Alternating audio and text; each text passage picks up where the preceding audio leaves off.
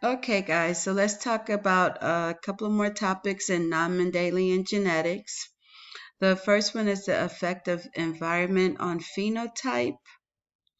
So, even though we're born with certain genetic potential, we don't always meet that potential or turn out in the same way expected. So, I think this problem will help you to really understand how the environment can affect phenotype. So, we have baby Black Panther, right? He lives a good, clean lifestyle. He exercises daily. He eats the right type of foods, salads, and fruit. If this baby Black Panther does this, we end up with Black Panther A, physically fit and good shape.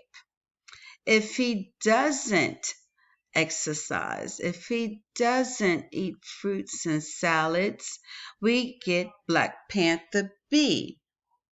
They have the exact same DNA, but because of different environmental factors, their phenotypes are different. So, a change in the environment can also affect the phenotype. Internal and external environmental factors can affect all inheritance patterns. For example, temperature, nutrition, light, chemicals, and infectious agents can cause those changes in your phenotype. Did you guys know that pink flamingos aren't really pink? They only pink because of the food they eat. Polygenic traits. What does poly mean? Poly means many, absolutely.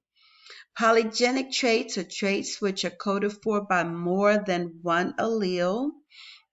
So that means you are inheriting more than one allele for a polygenic trait. We have three polygenic traits that you must be aware of: eye color, skin color, and hair color. They usually are a blended results of your traits. It's a blending of your traits: eye color, skin color, and hair color. Sex-linked traits are traits which are more likely to be inherited by males. Genes for these traits are found on the X chromosome, but not the Y chromosome.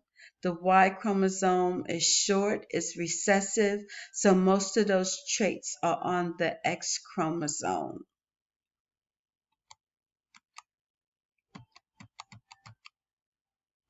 So for the sex-linked traits, they are located on the sex chromosomes.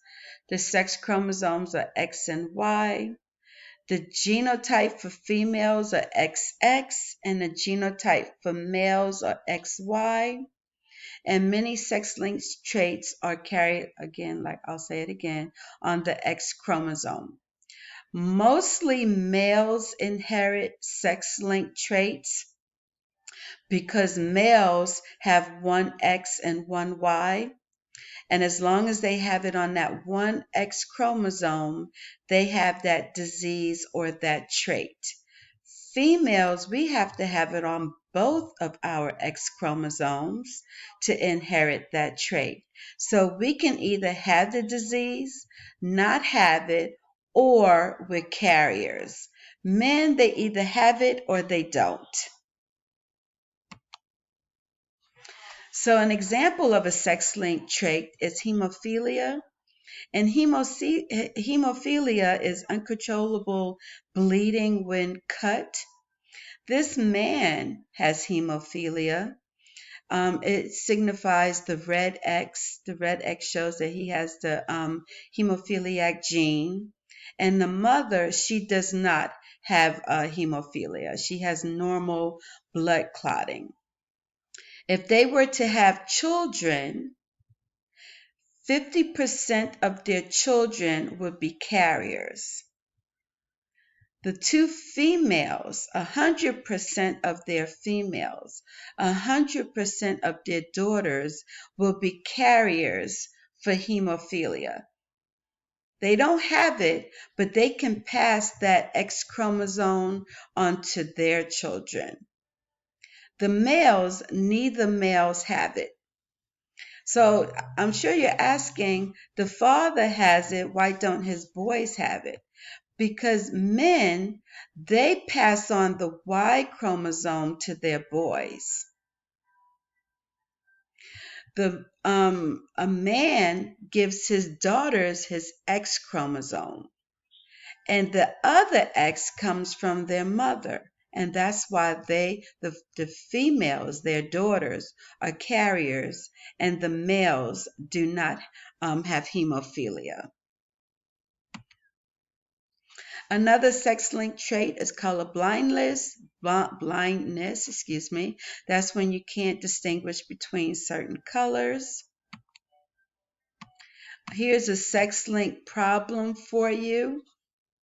When you write a sex-linked problem, nothing goes on the Y chromosome. It doesn't have a sex-linked trait on it. But the X chromosome gets that allele. You always put the sex of the individual. This is a male fruit fly. He has red eyes, so the R goes on the X chromosome. The female has white eyes, and both recessive alleles go on her X chromosomes. So she definitely has white eyes.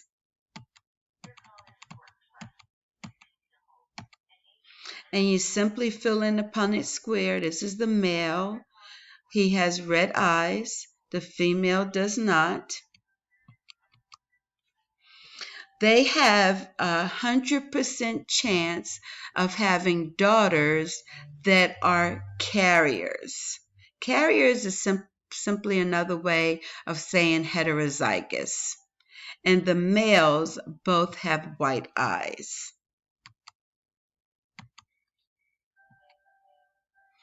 A karyotype is a chart of chromosomes.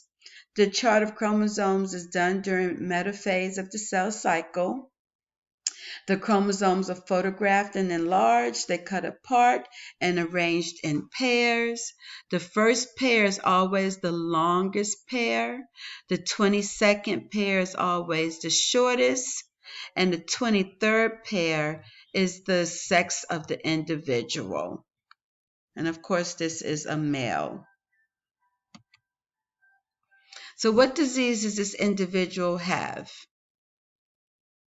So they have 3 chromosomes on the 21. That would be Down syndrome, absolutely.